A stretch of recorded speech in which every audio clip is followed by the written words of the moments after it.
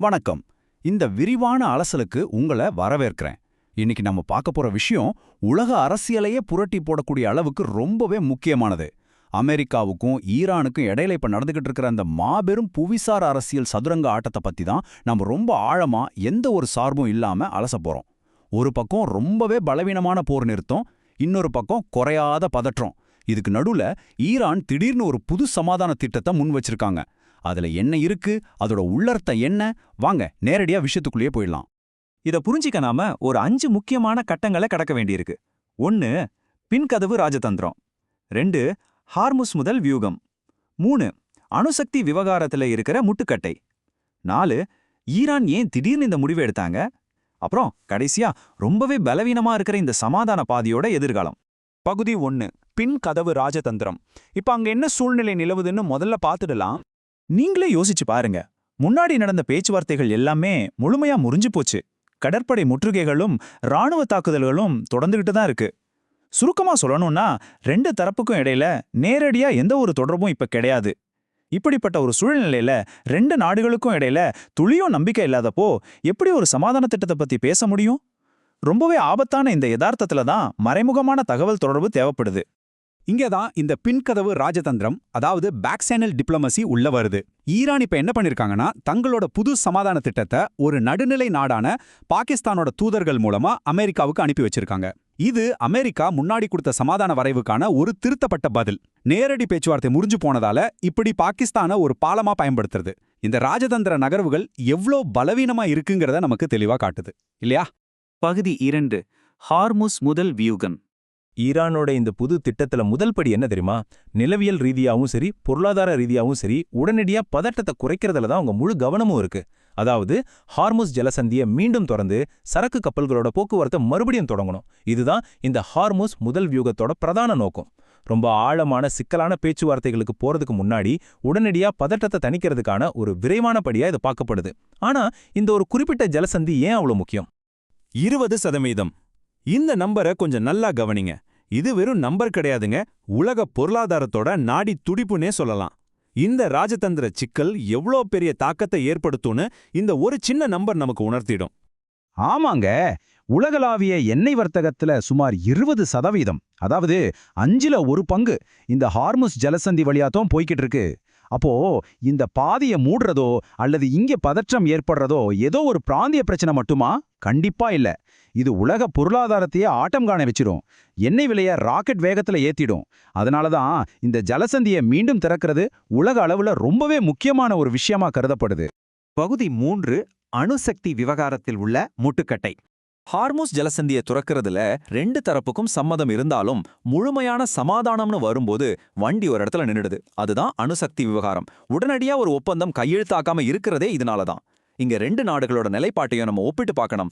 ஈரானை பொறுத்த வரைக்கும் அணுசக்தி பேச்சுவார்த்தைகளை பொறுமையா அடுத்த கட்டத்துல வச்சுக்கான்னு நினைக்கிறாங்க. அதாவது இந்த போர் மோதல்களையும் அணுசக்தி விவகாரத்தையும் தனித்தனியா பிரிக்கணுங்கிறது அவங்க வாதம். ஆனா அமெரிக்கா இதை ஏத்துக்கவே இல்லை.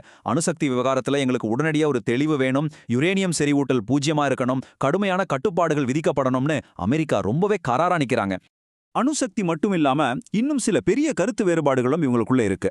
பொருளாதார தடைகள், அப்புறம் கடற்படை முற்றுகையை எடுத்துக்கிட்டா தன் மேல இருக்கிற தடைகளை நீக்கணும், முற்றுகையை முடிவுக்கு கொண்டு வரணும்னு ஈரான் டிமாண்ட் பண்றாங்க. ஆனா அமெரிக்காவோ பேரம் பேசுறதுக்கான தங்களோட பலத்தை தக்க வச்சுக்க அந்த அழுத்தத்தை தொடர்ந்து மெயின்டைன் பண்றாங்க. பாதுகாப்பு பிரச்சனையை பொறுத்தவரை மறுபடியும் எங்களை தாக்குனா கண்டிப்பா நாங்க கடுமையான பதிலடி கொடுப்போம்னே ஈரான் எச்சரிக்கிறாங்க. 2 தரப்புக்கும் இடையில எவ்வளோ பெரிய இடைவெளி இருக்குன்னு இது ரொம்ப தெளிவா காட்டுது. பகுதி 4. இந்த முடிவின் காரணம் என்ன? சரி, ஈரான் ஏன் திடீர்னு இப்படி ஒரு புது திட்டத்தை பாகிஸ்தான் வழியா முன்வைக்கணும்? இதுக்கு பின்னாடி 3 முக்கியமான காரணங்கள் இருக்குங்க. முதல் காரணம் உள்நாட்டு அழுத்தம். தொடர் போர், அப்புறம் கடுமையான பொருளாதார தடைகளால ஈரானோட எண்ணெய் ஏற்றுமதி ரொம்பவே அடி வாங்கியிருக்கு. இதனால அங்க பெரும் பொருளாதார நெருக்கடி நிலவுது. 2வது காரணம் உலகளாவிய அழுத்தம். கிடுகிடுன்னு உயர்ற எண்ணெய் விலையால நிலைத்தன்மையை கொண்டு வரணும்னு உலக நாடுகள் தொடர்ந்து பிரஷர் போடுறாங்க. 3வது, இது ஈரானோட ஒரு தந்திரமான வியூகம். பேச்சுவார்த்தையில் இருக்கிற முட்டுக்கட்டையை உடைக்கவும் ஹார்முஸ் ஜலசந்தியை காட்டி பேரம் பேசுறதுல தங்களோட பலத்தை கூட்டவும் அவங்க ட்ரை பண்றாங்க. அதே சமயம் அணுசக்தி விவகாரத்துல உடனடியா எந்த விட்டு கொடுத்தலுக்கும் போகக்கூடாதுங்கிறதுலையும் குறியா இருக்காங்க. இந்த பின்கதவு பேச்சுவார்த்தைகள் பத்தின செய்தி வெளியானதுமே குளோபல் மார்க்கெட்ல என்ன ரியாக்ஷன் தெரியுமா? பேச்சுவார்த்தை நடக்குதுங்கிற ஒரு சின்ன நம்பிக்கையில உலக சந்தையில எண்ணெய் விலை லேசா குறைஞ்சது. ஆனா நிஜம் என்னன்னா, ராணுவ ரீதியான ஆபத்துகள் இன்னும் அப்படியே தான் இருக்கு. இந்த ஒப்பந்தம் நிஜமாவே சாத்தியமாகுமாங்கிற நிச்சயமற்ற தன்மையால சந்தையில இன்னும் அந்த நிலையற்ற தன்மை தொடர்ந்துகிட்டு தான் இருக்கு. பகுதி 5 பலவீனமான எதிர்காலம். இந்த புது சமாதான திட்டம் உலக அரசியல்ல என்ன தாக்கத்தை ஏற்படுத்தும்னு இப்ப பார்க்கலாம். இது ஏதோ ஒரே ராத்திரியில நடந்து முடிய போற முழுமையான சமாதான ஒப்பந்தம் கிடையாது. இது ஒரு படிப்படியான ஸ்ட்ராட்டஜி. முதல் கட்டம் ஹார்முஸ் ஜலசந்தியை துறக்கிறது, அப்புறம் போர் நிறுத்தம் மூலமா பதற்றத்தை குறைக்கிறது. இரண்டாம் கட்டம் அரசியல் மற்றும் அணுசக்தி சம்பந்தமான பேச்சுவார்த்தைகளை மெதுவா ஆரம்பிக்கிறது. மூன்றாம் கட்டத்துல மட்டும்தான் ஒரு நீண்ட கால தீர்வை பத்தி யோசிக்கிறது. இப்படி ஒவ்வொரு படியா போறது தான் ஈரானோட பிளான். இத ரொம்ப சிம்பிளா சொல்லணும்னா, முதல்ல நிலைமைய கொஞ்சம் நார்மல் ஆக்குவோம், ரொம்ப கஷ்டமான பிரச்சனைகளை அப்புறமா உட்காந்து பேசிக்கலாம் அப்படின்னு ஈரான் ஒரு சிக்னல் கொடுக்கறாங்க. அதுக்கு அமெரிக்கா என்ன சொல்றாங்க? அணுசக்தி விவகாரத்துல எங்களுக்கு ஒரு தெளிவு கிடைக்காம இங்க எந்த ஒப்பந்தமும் கிடையாது அப்படின்னு பதிலடி கொடுக்கறாங்க. ரெண்டு நாடுகளோட பேச்சுவார்த்தை உத்திகளுக்கும் இடையில எவ்வளவு பெரிய முரண்பாடு இருக்குன்னு பாருங்க. அப்போ இந்த புவிசார அரசியல் சதுரங்க ஆட்டத்தோட இப்போதைய நிலை என்ன? ராஜதந்திரம் இன்னும் உயிரோட தான் இருக்குங்கிறது என்னவோ உண்மைதான். ஆனா அது ஒரு மெல்லிய கண்ணாடி மாதிரி, எந்த நேரத்துல வேணும்னாலும் சில்லு சில்லா உடையக்கூடிய அளவுக்கு ரொம்பவே பலவீனமா இருக்கு. இதுதான் தற்போதைய கள நிலவரம். இந்த விரிவான அலசல உங்களை யோசிக்க வைக்கக்கூடிய ஒரு முக்கியமான கேள்வியோட நான் முடிக்க விரும்புறேன்.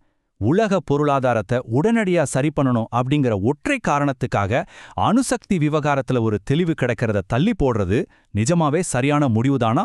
சர்வதேச ராஜதந்திரத்துல நாடுகளுக்கு முன்னாடி இருக்கிற கிட்டத்தட்ட சாத்தியமே இல்லாத இந்த சவால்களை பத்தி கொஞ்சம் சிந்திச்சு பாருங்க. இந்த தகவல் நிச்சயமா உங்களுக்கு பயனுள்ளதா இருந்திருக்கும்னு நம்புறேன். உங்களோட கருத்துக்களை யோசிச்சு வைங்க.